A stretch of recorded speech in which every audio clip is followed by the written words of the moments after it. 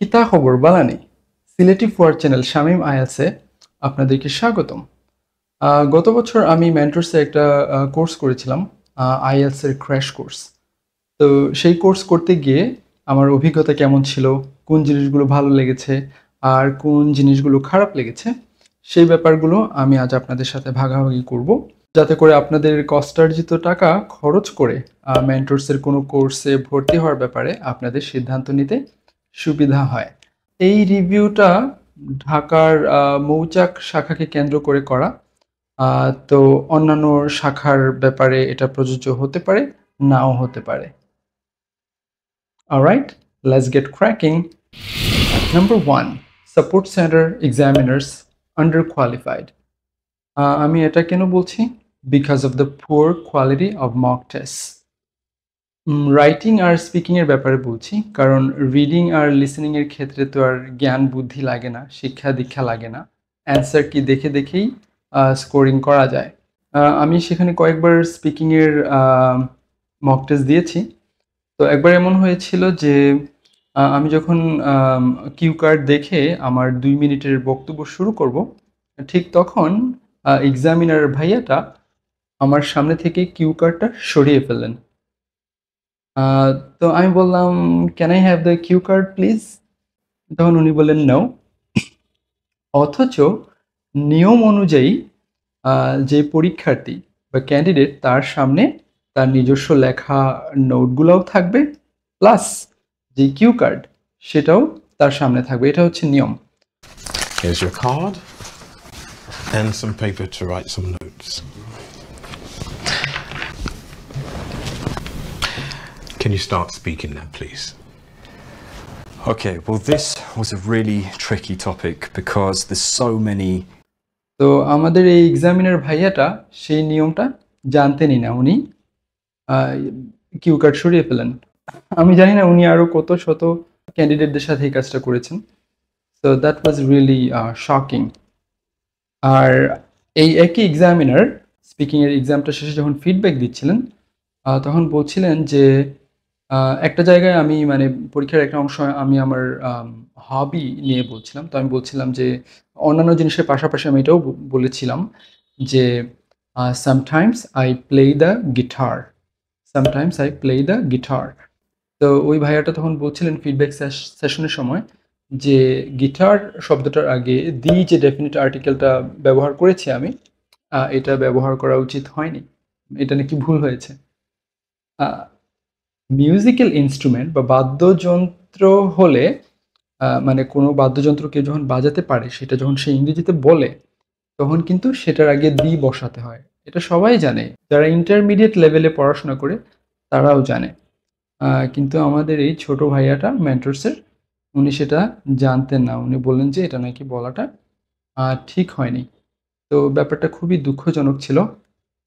অন্য আরেকদিন অন্য এক আপুর কাছে স্পিকিং এর মক টেস্ট দিচ্ছিলাম। আপুটা আমাকে যখন ফিডব্যাক দিচ্ছিলেন, উনি বলছিলেন যে আমি যেন সেকেন্ড পারসন ব্যবহার না করি, সেকেন্ড পারসন দিয়ে বা ইউ ব্যবহার করে আমি যেন কোনো সেন্টেন্স না বানাই আমার স্পিকিংয়ে। তো এটা কিন্তু একটা ভুল ধারণা। সেকেন্ড পারসন ব্যবহার করলে কোনো সমস্যা নাই। আমার যে সত্যিকার আইএলটিএস পরীক্ষা হয়েছিল, যেটাতে আমি 8.5 পেয়েছি, ব্যান্ড 8.5, সেখানে কিন্তু আমি ইউ শব্দটা ব্যবহার করেছি 3 বার। ইউ শব্দর মানে কিন্তু শুধু তুমি বা তোমরা না। ইউ শব্দটা আরও একটা অর্থ আছে, যেটা আমাদের দেশের শতকরা 99 জন মানুষ জানে না। সেটা কি? অর্থটা হচ্ছে পিপল ইন জেনারেল। হ্যাঁ, ইউ মানে পিপল ইন জেনারেল হতে পারে, যে কোনো মানুষ হতে পারে। আর রাইটিংয়ের ব্যাপারে বলতে গেলে, রাইটিংয়ের স্ক্রিপ্ট তারা খুব তাড়াহুড়া করে দেখে, সেটা খাতায় তাদের মন্তব্য দেখলেই বোঝা যায়। আর তাড়াহুড়া করবে না কেন? প্রত্যেকটা স্টুডেন্টের জন্য তারা 10টা থেকে 20টা করে মক টেস্ট দিয়ে রাখে। এত বেশি বেশি পরিমাণে মক টেস্ট দিয়ে রেখেছে প্রত্যেকটা স্টুডেন্টকে। It's clear that they're prioritizing quantity over quality. তো এক গাদা মক টেস্ট না দিয়ে অল্প কিছু 3টা বা 4টা মক টেস্ট যদি দিত, যেটা ভালো মানের, উন্নত মানের, যত্ন নিয়ে খাতা দেখা, একটু সময় নিয়ে কাজ করা, ওরকম যদি করতো তাহলে আমার মনে হয় সেটা আরও অনেক বেশি ফলপ্রসূ হতো, অনেক বেশি উপকারী হতো। Number 2, mistakes in lecture sheets. মেন্টরসের লেকচার শিটগুলোতে আমি খেয়াল করেছি যে বেশ কিছু জায়গায় কিছু ভুল ধরা পড়ে। যেমন ধরেন সেটা টাইপো হতে পারে, ক্যাপিটালাইজেশনের ভুল হতে পারে, স্টাইলিস্টিক কোনো ভুল হতে পারে, অথবা অনেক জায়গায় দেখেছি কিছু এক্সট্রা এডিশনাল স্পেস চলে এসেছে যেখানে স্পেস থাকার কথা না। যেমন এইখানে রাইটিং রিডিং লেকচার শিট 2 যেটা, সেটার পেজ নাম্বার 9-এর 6 নাম্বার লাইনে একটা টাইপো আছে, যেখানে লিখতে চেয়েছিল সল্ট, SALT, সল্ট লবণ যেটা, সেখানে টাইপোটা হয়েছে এরকম যে লেখা স্ল্যাট, SLAT। তো এটা একটা উদাহরণ। আর আরেকটা উদাহরণ আমার মনে পড়ছে যে লিসেনিংয়ের একটা লেকচার শিটে লেখা ছিল ইকোনমিক্স অফ স্কেল। তো এটা কিন্তু আসলে হওয়ার কথা ইকোনমিজ অফ স্কেল। মানে কোনো একটা পণ্য বেশি পরিমাণে উৎপাদন করলে কস্ট পার ইউনিট যে সাশ্রয়টা হয়, সেটাই হচ্ছে ইকোনমি অফ স্কেল। তো নাম্বার 3, আন্ডারওয়েলমিং ফাসাড, স্মল ক্লাসরুমস। ভবনটাকে বাইরে থেকে দেখতে খুব আশাব্যঞ্জক মনে হয় না। ক্লাসরুমগুলো বেশ ছোট ছোট, যদিও কয়েকটা ক্লাসরুম আছে একটু বড়। আর মাঝখান দিয়ে যে হাঁটার জায়গাটা, সেই জায়গাটাও বেশ সংকীর্ণ। আর যে করিডোরগুলো সেগুলো বেশ চাপা। তো আমার কোনো সমস্যা হয়নি, কিন্তু আপনাদের কারো সমস্যা হতে পারে, সেজন্য বললাম আরকি।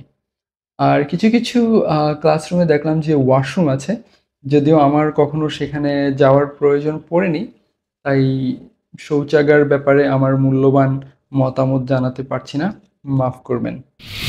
Number 4, boomy and echoey audio. প্রত্যেকটা ক্লাসরুমে হচ্ছে একটা ব্লুটুথ স্পিকার রাখা থাকে। তো ওই স্পিকারের সাথে যিনি পড়ান, যে শিক্ষক, উনার ফোনের সংযোগ ঘটানো হয় ব্লুটুথের মাধ্যমে। তারপর টিচার অডিও ফাইলগুলো সেখানে প্লে করেন। ছোট রুম হওয়ার কারণে হোক, কিংবা ইটের দেয়াল হওয়ার কারণে হোক, কিংবা প্রতিধ্বনি রোধ করতে পারে এমন অ্যাকুস্টিক প্যানেল না থাকার কারণে হোক, আওয়াজটা খুব বুমি হয়, একটু গম গম টাইপের শব্দ হয়। বেস অথবা লো ফ্রিকোয়েন্সির সাউন্ডটা বেশি হয়, ভয়েস ক্ল্যারিটিটা তেমন ভালো হয় না। তো লিসেনিংয়ের প্র্যাকটিস করার সময় ওই কথাগুলো, শব্দগুলো ঠিকঠাক মতো বোঝা যায় না অনেক সময়, সব সময় না, অনেক সময় আর কি একটু ঝামেলা হয়। তো এটা একটা সমস্যা। Number 5, Bluetooth connectivity issues. তো একজন টিচার কিন্তু শুধুমাত্র এক রুমে পড়ান না, উনি বিভিন্ন রুমে যান, পড়ান। কিন্তু অধিকাংশ রুমে একই মডেলের স্পিকার রাখা। সেজন্য টিচার যখন ব্লুটুথ স্পিকারের সাথে মোবাইল ফোনের কানেক্ট করতে যান, তখন দেখা যায় যে টিচারের ফোনে অনেকগুলো অপশন চলে আসে, যেগুলোর একই নাম দেখে বোঝার উপায় নেই যে কোন রুমের কোনটা। তো হচ্ছে টিচার একটার উপর একটা ট্রাই করেন, তারপর এভাবে বেশ কয়েকবার চেষ্টা করার পরে উনি সফল হন। হয়তোবা ৪-৫ বার চেষ্টা করার পরে তখন এই রুমে, আমরা যে রুমে আছি সেই রুমের স্পিকারের সাথে সংযোগটা স্থাপন হয়। তারপরে আমরা হচ্ছে ইয়ে করতে পারি, অডিও শুনতে পারি, লিসেনিং এর প্র্যাকটিস করতে পারি। Alright, enough with the negatives, let's talk about the positives. ইতিবাচক ব্যাপারগুলো কি কি সেগুলো একটু দেখে নেওয়া যাক। Number 1, no nonsense information center. Information সেন্টারে ঢোকা মাত্রই আপনার চোখে পড়বে নজরকাড়া ইন্টেরিয়র ডেকর, খুব সুন্দর লাগে দেখতে। আর ছোটোখাটো তথ্যের প্রয়োজন হলে আপনি রিসেপশনেই সরাসরি জিজ্ঞেস করতে পারবেন। আর যদি একটু বিস্তারিত কিছু জানতে চান, তাহলে হচ্ছে সেখানে টোকেন সিস্টেমের ব্যবস্থা আছে। একটা টোকেন নিবেন, ২-৩টা ক্লিক করলেই হচ্ছে টোকেন চলে আসে। টোকেন নিয়ে আপনি একটু অপেক্ষা করবেন, ব্যাংকের মতো আরকি। তারপর সেখানে ২ জন প্রতিনিধি বসেন।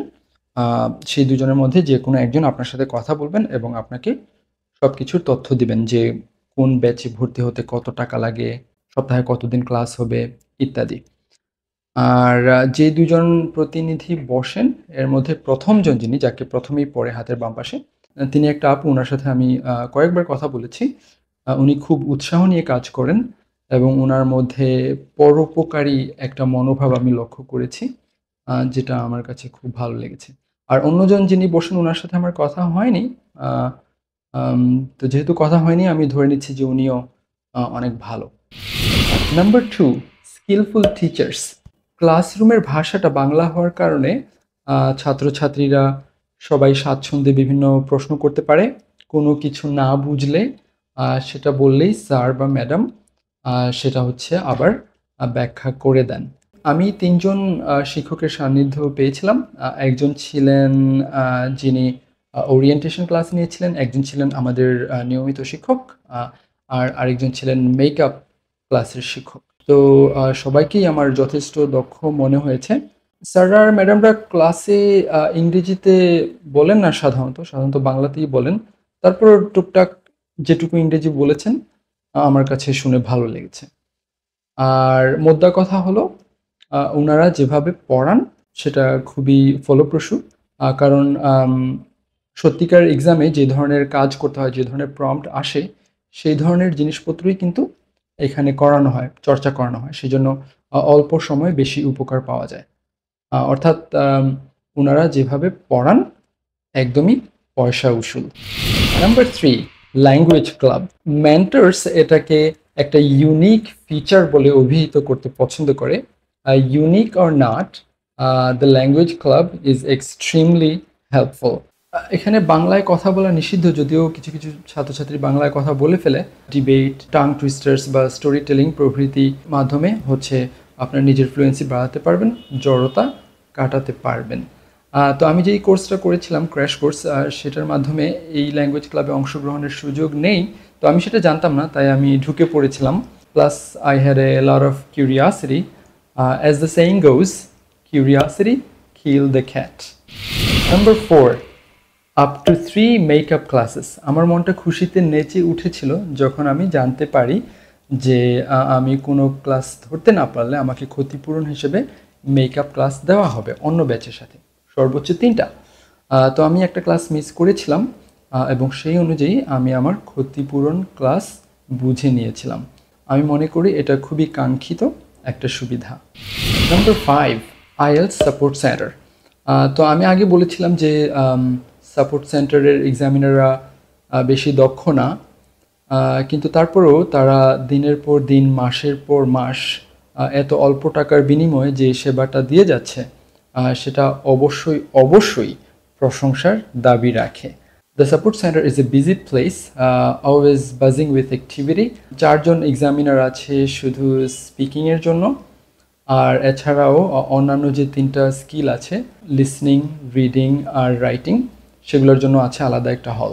তাদের লিসনিং সিস্টেম ইনফ্রারেড প্রযুক্তি ব্যবহার করে, যেটা খুব ভালোভাবে কাজ করে, তারের কোনো ঝামেলা নেই। ফিউচার এডে দেখেছিলাম যে ছাদের মধ্যে হেডসেট ঝোলানো থাকে, সেখান থেকে নামিয়ে এনে পড়তে হয়। তো ওইটাতে আবার মাঝে মাঝে অডিওর সমস্যা হয়, এক কানে কম শোনা যায়, এক কানে বেশি, আর তারপর অনেক সময় শা শব্দ হয়। সবার না, অনেকের হতো, কারো হতো আর কি। তো এইখানে মেন্টরসের এই ঝামেলাটা নেই, একদম ক্লিন অডিও। আর হেডসেটগুলোও হালকা পাতলা, পরীক্ষার বোঝা ছাড়াও মাথার মধ্যে আরেকটা বোঝা বহন করছি এরকম কোনো অনুভূতি আসে না। তো আজকে এটুকুই। এই ভিডিওটা কেমন লাগলো জানাবেন, কোনো উপকার পেয়েছেন কিনা জানাবেন। Thank you.